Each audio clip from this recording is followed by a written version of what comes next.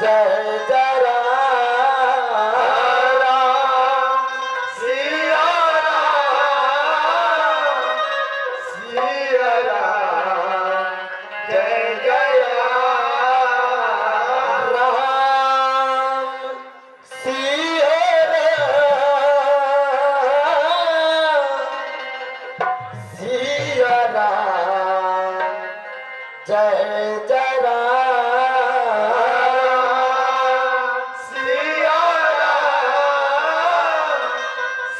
सिया राम जय जय राम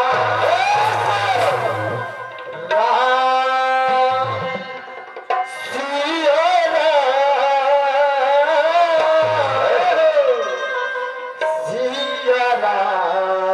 राम जय जय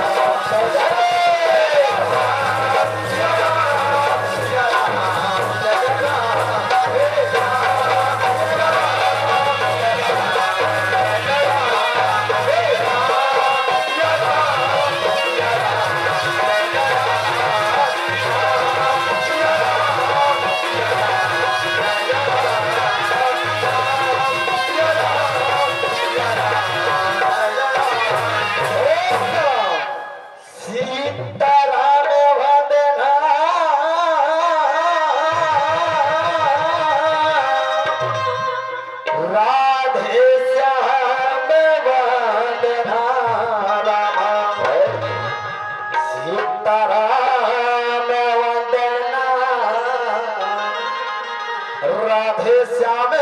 वंदना हो राम सीताराम वंदना राधे श्याम वंदना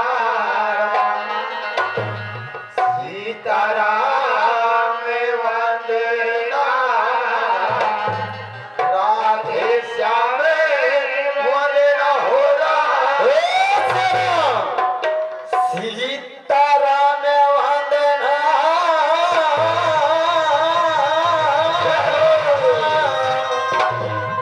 राधे श्याम वंदना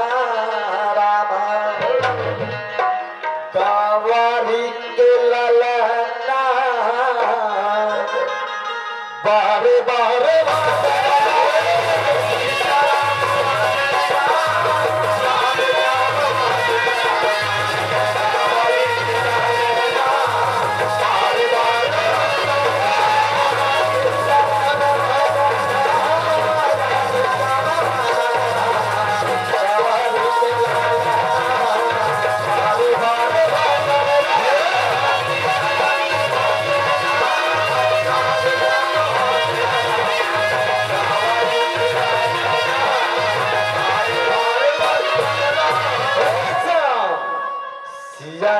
सिया राम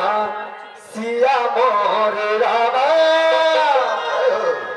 सिया राम सिया मोर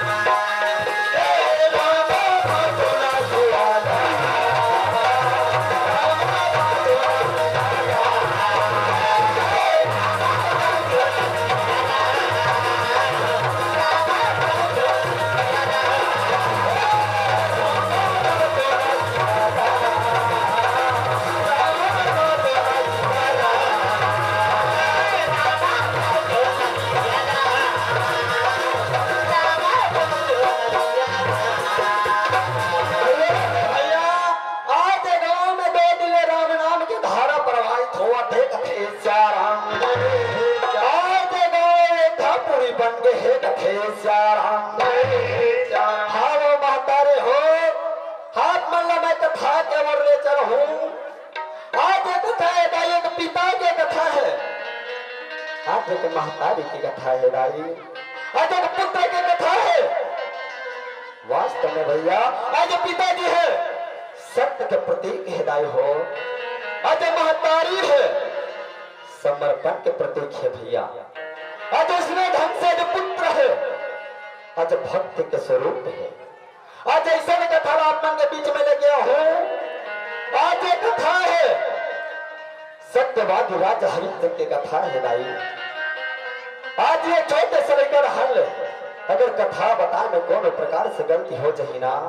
तो अपने छोटे लेकर जान के मोला क्षमा कर हो कथे आओ भैया। आज जैन महतारी के कृपाले में जगह में खड़े होना, आज जैन महतारी के वंदना करथन, श्री गजानन महाराज जी के वंदना करथन। जन सब बिगड़ी काम बनाए, उसके बाद में आप मला मेरे चल हो सत्यवादी राजा हरिश्चंद्र के कथा के ओर कहे बोले दुर्गा मैया की या देवी सर्वा भूते सत्पुरुषेण संस्थिता नमस्तस्यै नमस्तस्यै नमस्तस्यै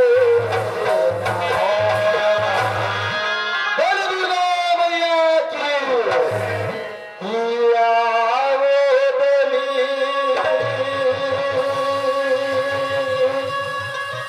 तेरे का हमारे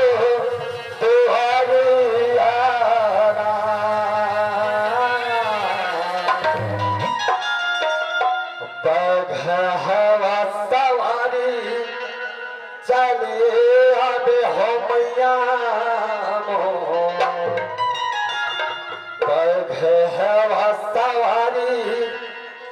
चले आबे हो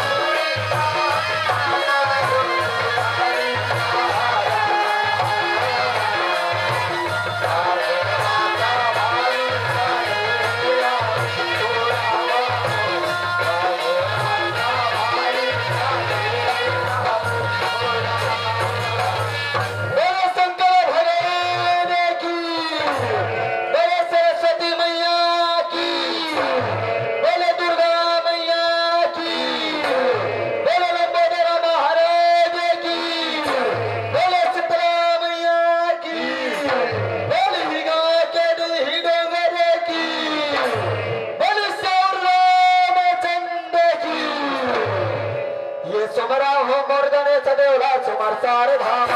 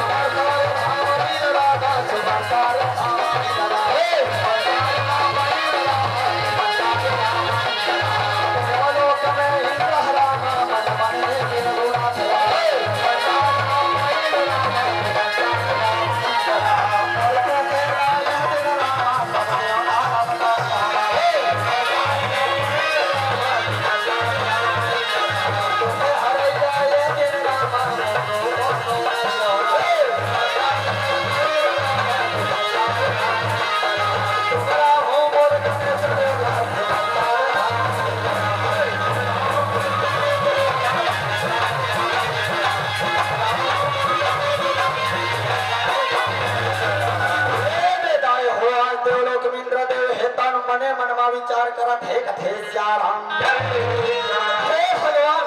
आज मुर्दुखला में सब देवता के पास में जाके बखान करो लेकिन मुर्दों के हरैया नहीं है कहे श्याराम हाँ जो मुर्दुखला में क्या करती में जाके बताओ क्या कर दो रहा कहे श्याराम आज ऐसे ढंग से राय हो तेरा जिन रहे तो मने मन में विचार करत है कथे श्याराम ये दानदाई आज देवर सिनारे धतन तीनों लोग के घूमई आए आज सुंदर 3 लोग के घूमत 2 लोग फिर पहुंचत है कहे श्याराम और हर गुण गावत बीना बजावत नारद मुनि चले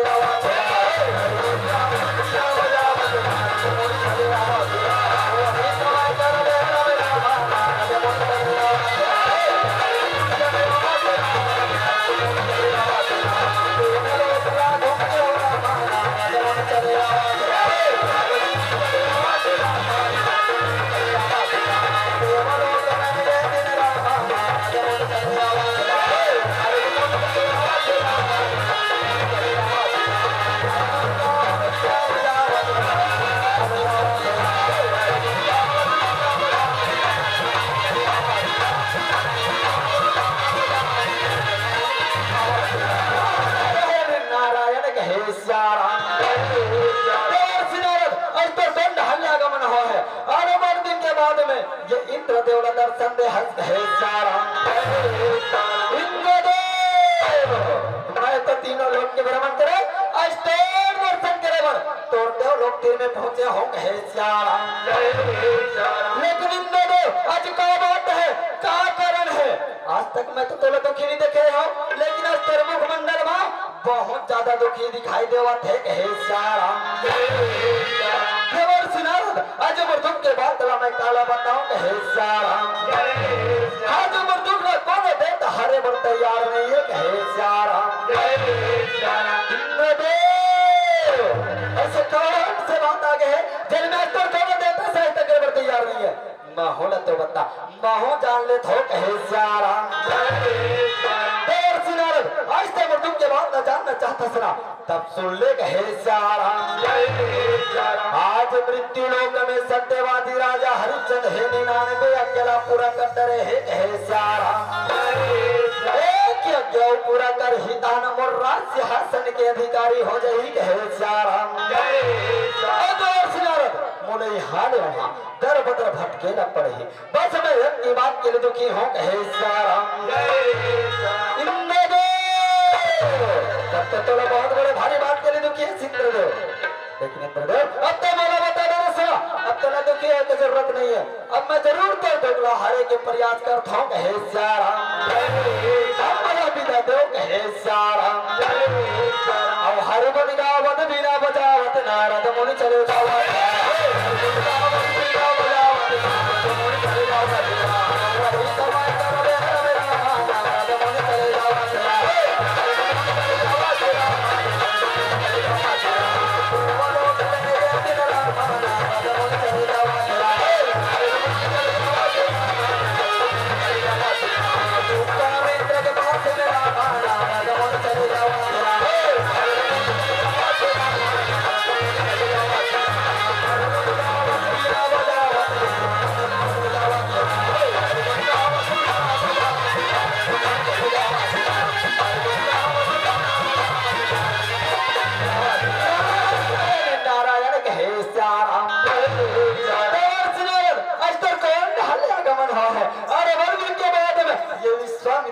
संदेह कहे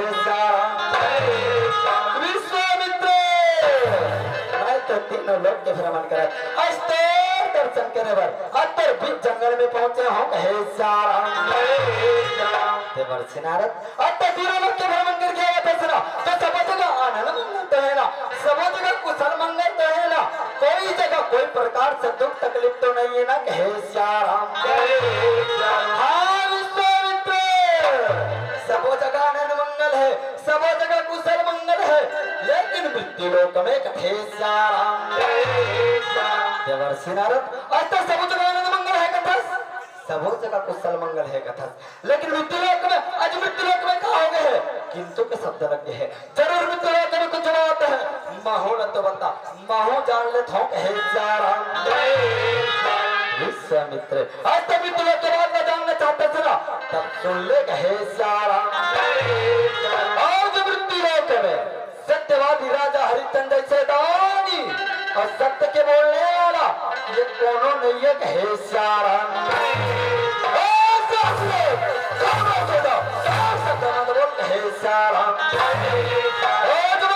मंगल के बाद पूछा था लेकिन और प्रशंसा सुने के मोर आदत नहीं है कहे आज जब क्या बात न सुन के दाए हो मने मन मुस्कावत है कहे भैया अब तो विश्वामित्र है तो क्रोध में आगे है, जरूर इंद्रदेव के काम पूरा हो जाए कहे विश्वामित्र आज मैं अपना आंख से देख क्या हुआ था कि वास्तव में सत्यवादी राजा हरिश्चंद्र से दानी और सत्य के बोलने वाला इस संसार में कोनो नहीं है कहे परीक्षा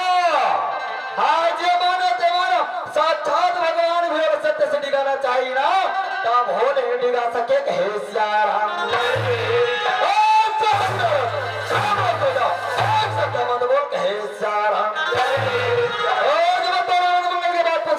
लेकिन और प्रसन्न सुने के मोर आदत नहीं है कहे परीक्षा लेके कहे आज मानो तो मानो साक्षात भगवान भी और सत्य से डिगा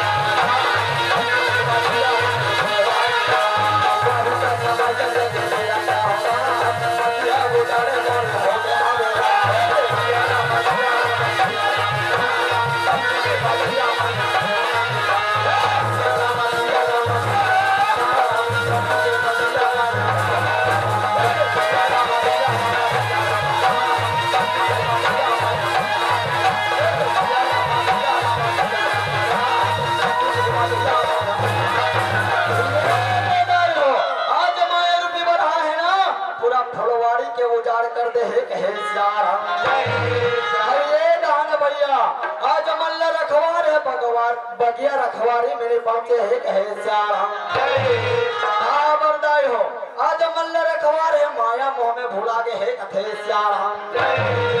आज भाचा भाची रदाई तीजा छोड़े मर गए है कथे आज अचानक भयानक याद आते दाई बगिया रखवारी में दौड़त भागत आवत है कहे तय तो माया माँ भूलाए रे पकेला दीवाना तो लगा हो गए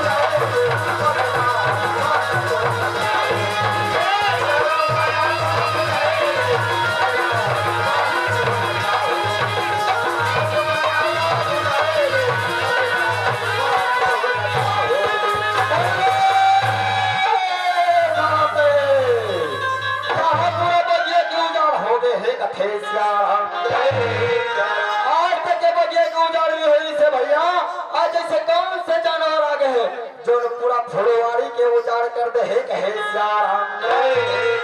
आज मल्ला रखवार है दाई घूम घूम के बगियाला देखा थे कहे श्याम। घूम घूम के देखा थे ये बगियाला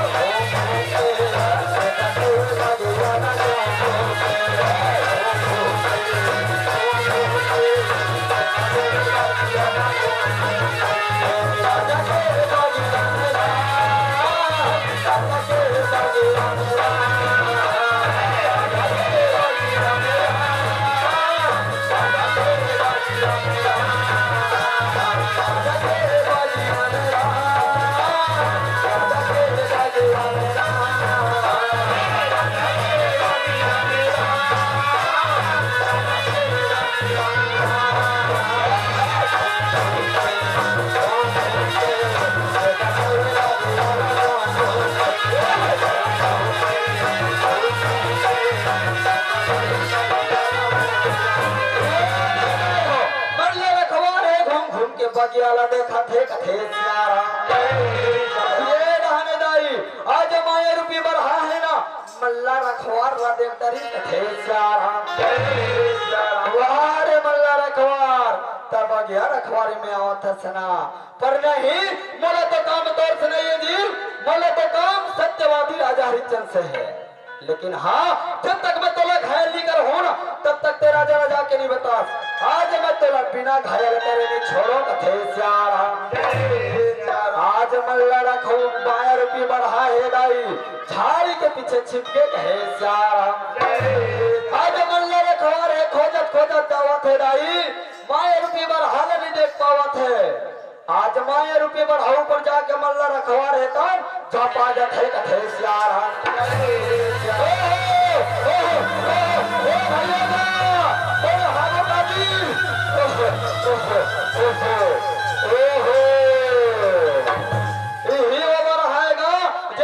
फुलवारी के उजाड़ कर दे है कथे पर नहीं आज महो में 20 साल हो गए बगिया के रखवारी करे आज तक के बगिया की उजाड़ ऐसा नहीं हो रही से। आज बरहाड़ा जब तक मैं बगिया लेने निकाला हूँ ना मैं वापस नहीं जाऊँ कथे आज मल्ला रखवार है भाई अपने ताकत का जमावत है। आज मैं चलाई थे गोड़ हाथ ला झटका रहे कथे अरे मल्ला रखवार ते कत्तो में चलाई ते कत्तो गोड़ हाथ ला झटकार ले आज मैं तेरा बिना घायल करे नहीं छोड़ो कथे आज मल्ला रखवार लाठी लेके निकाले बर चला थे कथे ये बंसी वाले हरा और बंसी ला तोर बजा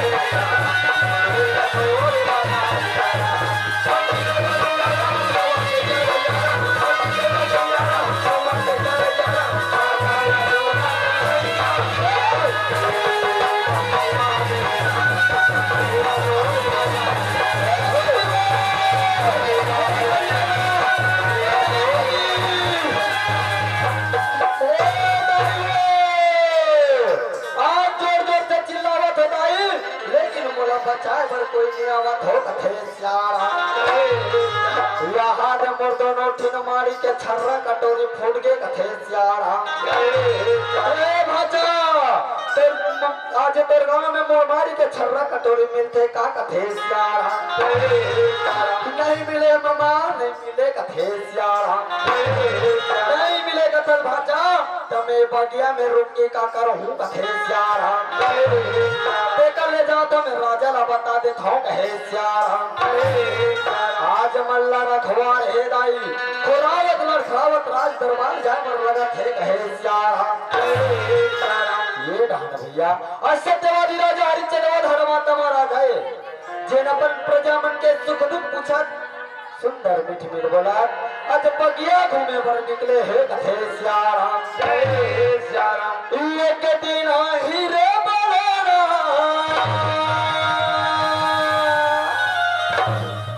एक दिन हीरे बलाना उड़ा हेरा हे डारा पाना यसन तनहा उड़ा हेरा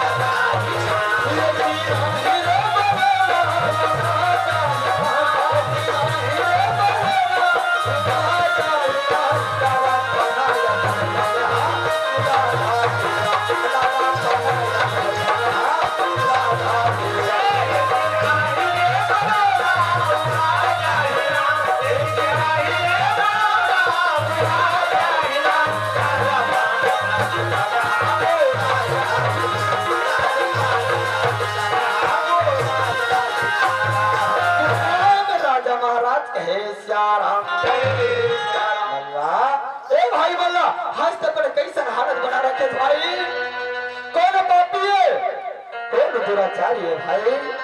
हाथ जोड़ तो ऐसा दुर्दशा करे है कथे श्यारा नहीं राजा महाराज न तो कोई पापी है महाराज न तो कोई दुराचारी है महाराज अब मैं बगिया रखवारी में गया ना तू ही बगिया में थी बहुत बड़े बरहा आगे है महाराज आज वही बरहा को ऐसा हालत करे है कथे श्यारा मल्ला ए भाई आज तक का बात कर भाई आज बगे व्यक्ति बहुत बड़े बरहा आज ही कथा चल मल्ला आज बरहा बोला देखावे आज बरहाला में वहां ले निकाल हूं कथे श्यारा नहीं राजा महाराज आज बगिया में मैं नहीं जाऊं महाराज आज बगिया में जाए बर मला डर लगा थे महाराज ओ बगिया में मैं नहीं जाऊं कथे श्यारा मल्ला वास्तव में भाई आज तो बहुत ज्यादा घबरा गए भैया तो वैसे भी आज तो जब वतन बदल थोड़ा बहावत है भाई तो एक काम करते जी कोनो भाई दुनिया कर जाके पनीराज पानी ला करवा और मैं जाता हूँ बगिया में कथे श्यारा आज ताई हो मल्ला रखवार ला भेज दी ताई आज राजा हरिश्चंद्र है बगिया जाए पर लगा थे कहे श्यारा देखो भैया असत्यवादी राजा हरिश्चंद्र धर्मात्मा राजा है जिन सपना तक में क्रोध नहीं आए दाई आज जैसे बगिया में प्रवेश करते हैं ना आज वो विश्वामित्र के माया शक्ति के कारण राजा हरिश्चंद्र का हो जाते कथे श्यारा कहाँ हंसते हैं आज हमारे मल्ला घायल करे हंस तेरा फुलवाड़ी के उजाड़ करे हंस आज मैं तेरा मैं तो दंड हूँ कहे श्यारा आज राजा हरिश्चंद्र हे दाई क्रोध में आके जो माने रुपये पर हलक हो जाते कहे श्यारा वाह राजा हरिश्चंद्र आज तो बगिया में आओ थे सरा मोटा तो काम तोरे से है पर यहाँ नहीं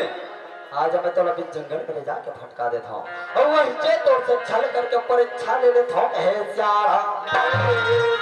आज माया रूपी बरहा है राई राजा की आगुड़ाले भागत है कथे श्यारा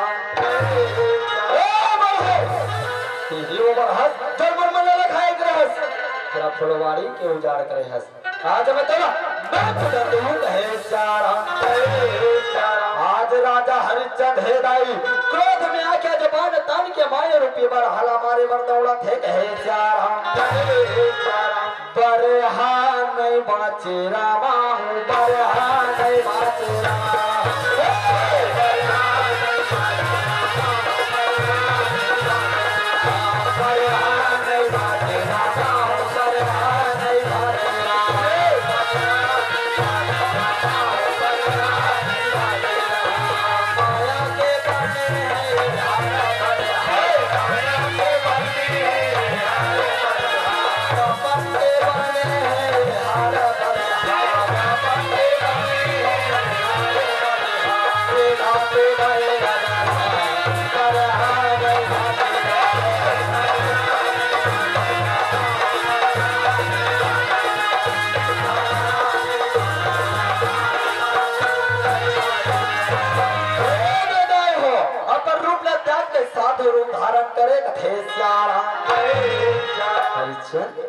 कहाँ जाथस? अति कावेश में, अति क्रोध में।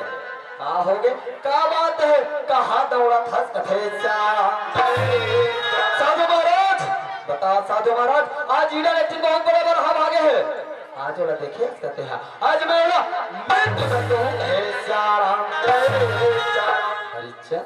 आज मैं कहा सुना था, आज मैं कहा देखा था, आज मैं तो सुने हो कि सत्यवादी राजा हरिचंद्र जैसे ना और सत्य के बोलने वाला आज संसार में कौन नहीं है कि सुने हो। और मैं आज ये भी सुने हो कि सत्यवादी राजा हरिचंद्र सत्य जंतु की रक्षा करते हैं। आज वही राजा हरिचंद्र आज एक छोटे से बिना बुद्धि की चूड़ा नित्य दंडे पर चले हैं। एक ऐसा बात है कही कि अपन माया शक्ति रहा टाटी कथे साधु महाराज, माफी दे साधु महाराज। पता नहीं साधु महाराज, आज मैं जैसे बगे में प्रवेश करे हो ना, आज मेरे मत कैसे भ्रष्ट हो गए बोला समझ नहीं आते साधु महाराज। पर साधु महाराज, आप मनमर्ती की बड़ाई का बरकरार हो, ये तो सब आप ही मन के दया है, आप ही मन के कृपा है। जे कर से मैदान देता हो और सत्य बोलता हूँ कथे हाँ हरिश्चंद्र, आज मैं हो तो सुने हो कि सत्यवादी राजा हरिश्चंद्र जैसे दानी और सत्य के बोलने वाला आज संसार में कोनो नहीं है कि सुने हो। हरिश्चंद्र, आज साधु महात्मा घरों को दान मांगे की इच्छा हो थे, तो ये साधु महात्मा दान मिल सकते कथे साधु महाराज कैसे बात कर साधु महाराज? आज साधु महात्मा दान नहीं दो तो कौन दान दो? मांग ले साधु महाराज, जोन भी दान मांगना है कहे कोई लगान दे के पहले अच्छी तरीके से सोच विचार कर लेना चाहिए, तब कोई लगान दे बार हाँ भरना चाहिए कहे हाँ साधु महाराज, आज मैं अच्छी तरीके से सोच विचार कर रहे साधु महाराज। रघुकुल रीत सदा चली आई पर वो रघुकुल की रीति है, भले प्राण चले रहे लेकिन वचन मिथ्या नहीं जाए कहे मांग ले साधु महाराज, जोड़ भी दाना मांगना है कहे तब तक दान देवर तैयार हो गए सुना तो ठीक है। आज दान में बोला राज के चाबी ला दे दे कहे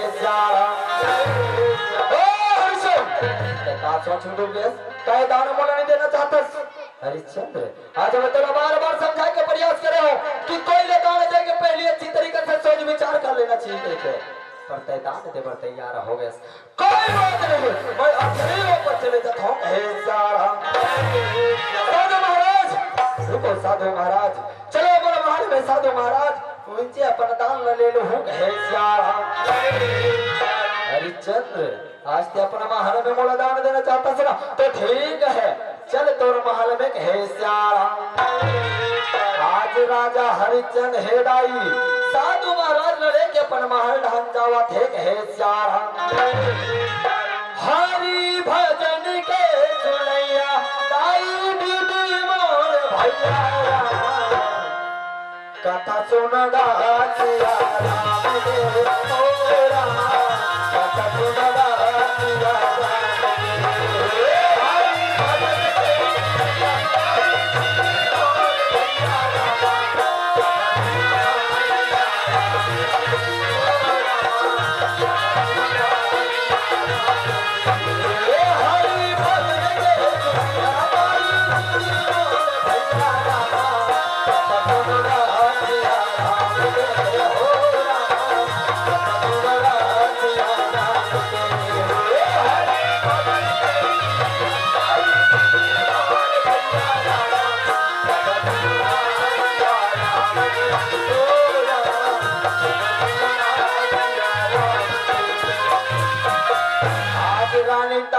कंड महल उतर के देखा थे दाई राजा के आंख में आंसू है स्वामी। आज क्या बात है स्वामी? आज तक मैं आप मन के आंख में आंसू नहीं देखे रहो स्वामी। आज से कौन से बात हो गए जेकर से आप मन के आंख में आंसू आवत है रानी तारामती। आज मैं भी जंगल में बहुत बड़े दान दे रहे हो तारा, बहुत बड़े दान कहे स्वामी। आप मन कैसे बात करते स्वामी? आप मन जब तक दान नहीं करो ना तब तक तुम भोजन ग्रहण भी करो स्वामी। आज ऐसे कौन से दान दे रहे हो जेकर से अपने की आंख में आंसू आवत है कहे श्यारा रानी तारामती। आज मैं भी जंगल में साधु महाराज लेना रोज खजाना के चाबी ला दे रहे हो तारा, रोज खजाना के चाबी ला कहे श्यारा। स्वामी राज खजाना की चाबी आज वो साधु महात्मा मन मंगे है। आज मैं तो सुने हूँ स्वामी कि साधु महात्मा मन भगवान के भक्ति में रथ है। स्वामी आज हमारे से जरूर कई प्रकार से भूल हुए जरूर हमारे से कोई प्रकार से गलती हुई स्वामी। तेकर सती साधु महाराज ऐसे दान मांगे है चल न स्वामी आज जाकर साधु महात्मा से माफी मांग ले थान कहे रानी तारामती। आज मैं वचनबद्ध हूं तारा, आज मैं साधु महात्मा से माफी नहीं मांग सको कहे स्वामी। आप मन वचनबद्ध हो ना, लेकिन मैं तो वचनबद्ध नहीं हूं ना स्वामी। चल न स्वामी आज साधु महात्मा से मैं जाके माफी मांग लूं कहे रानी तारामती। आप मन के ऐसे विचार है ना तो ठीक है तारा चल, लेकिन हमारी आंख के तारा प्राण क्या धारा हमारे बेटे रोहित कहाँ है वो न बुला ले। आज वो साधु महात्मा से आशीर्वाद ले ली ही कहे श्यारा बेटा रोहित तो बेटा तो लल्ला अस्तर मां बुलाओ बेटा तो कहे श्यारा मां मोला बुला हसमा काबर बुला हसमा मैं तो प्रसंगवारी मन सखी लग रही हूं मां मोला काबर बुला हस कहे श्यारा। बेटा रोहित चल बेटा आज हमारे अंगना में एक साधु महात्मा है जाके आशीर्वाद ले ले थाने कहे श्यारा। आज तीनों प्राणी जावा थे दाई हाथ जोड़कर सुंदर आशीर्वाद लेवा थे। आज तारामती है माफी दे माफी दे माफी दे कहे श्यारा। तो खुद माफी नहीं मांग सके तो अपने घर में पत्नी से माफी मंगवा था। हरिचंद आज अगर दान पुण्य नहीं देना रिश्ते ना तो अपने महल तक लाके का जरूरत। आज जंगल में तो बड़ा शेर के समान धारत रहे कि रघुनंदनी तो सदा चली आई पर वचन में घाट है। अब तर वचन कहा गए हरिचंद्र आज मैं अपना से प्रत्यक्ष देख रहा हूं ये संसार में तो कोई बात नहीं हरिचंद्र मैं अब भी वापस चले जाता हूं। साधु महाराज रुको साधु महाराज अपना दान ले जाओ कहे श्यारा। रानी तारामती राज खजाने के चाबी ला साधु ला दौड़ दे तारा साधु ला दौड़ दे कहे श्यारा। हरिचंद्र राज खजाना के चाबी तो मेरे हाथ में आ गई पर हरिचंद्र आज साधु महात्मा के दान जब पूरा होते जब बड़ा भूख सी दक्षिणा मिलते बड़ा भूख सी दक्षिणा चाहिए कहे श्यारा। हाँ साधु महाराज वह ना मांग ले साधु महाराज जोन भी दान मांगना है कहे श्यारा। आज भूख सी दक्षिणा में बोला साढ़ भाव सोना दे दे कहे श्यारा। आज साढ़ भाव सोना लाए के खातिर लाए हो राजा हरिचंद्र है राज खजाना रहन जावा थे कहे श्यारा। राज खजाना के चाबी तो मेरे हाथ में आ गए हैं अब ये राज खजाना से तो कुछ नहीं मिल सके। हरिचंद चाहे तो करो करो धार बाड़ी मांग गिलास चाहे तो अपना अपना गिलास बोले साढ़ भाग सोना चाहिए कहे श्यारा। साधु महाराज आज बोले एक दिन के मोहलत दे दे साधु महाराज बोला एक दिन के मोहलत दे दे कहे श्यारा। आज तो एक दिन के मोहलत चाहिए ना तो ठीक है आज मैं तेरे एक दिन के मोहलत देता हूँ तेरे कान खोल के सुन काली सूर्य तो के पहले साढ़ भाव सोना मोड़ा मिल जाना चाहिए। अगर ये साढ़ भाव सोना मोड़ा नहीं मिली ना तो संसार में तो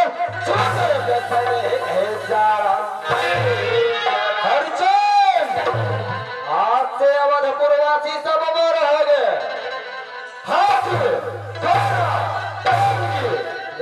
सब अमर हो गए यहाँ तक कि तुम तीनों प्राणी जितना वस्त्र भूषण पहने होना यह सब अमर हो गए। के दो कहे श्यारा। आज राजा हरिचंद्र विवाह सोगे दाई जब वस्त्र भूषण निकाल के साधु न देवा थे कहे श्यारा। रामा भाजो राम हो रामा सिया राम राम राम भाजो भाजो सिया राम ये मोर भैया रामा भाजो सिया राम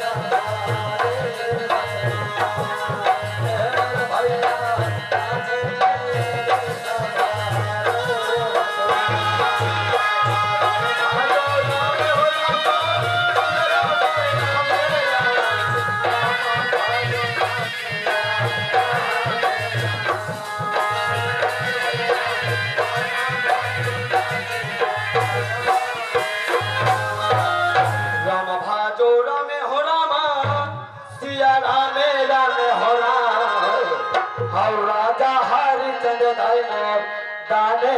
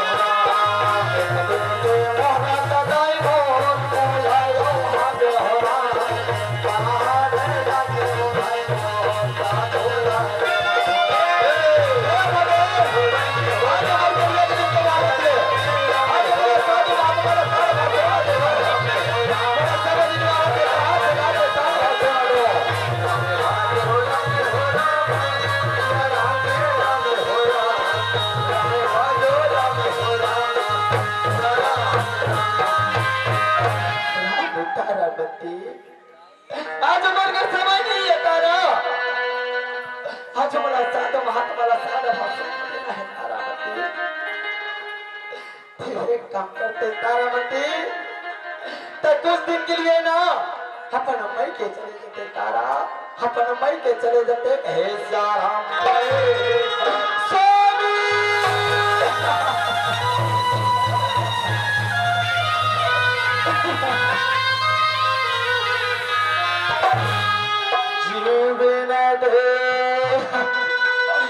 नदी बिन पानी तैसे नाथ पुरुष स्वामी आज अगर नदी में पानी नहीं है ना तो मुझे नदी के कोई अस्तित्व नहीं है स्वामी आज उसने ढंग से आज अगर ये शरीर में जीव नहीं है ना, तो जो शरीर के कोई अस्तित्व नहीं है स्वामी। आज दूसरे ढंग से आज एक नारी के जीवन में पुरुष के रात में अगर पुरुष साथ में नहीं है ना, तो नारी के जीवन में कोई अस्तित्व नहीं है स्वामी। आज मैं तो तुम सुख दुख में काम पाऊंगी के साथ भावर फेरा लगा होना। हमारे तक तो दुख के घड़िया है, तो देखो तो सपने में के चले जा। नहीं स्वामी,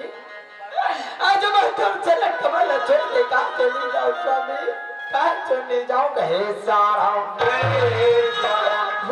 तारामती। आज तक क्या जाना हाथ का दस्तारा, आज मोर खातिर नहीं तारामती, तेरे खातिर तारामती। आज हमारा बेटा रोटी से खातिर नहीं चले जाता है, आज बेटा रोटी से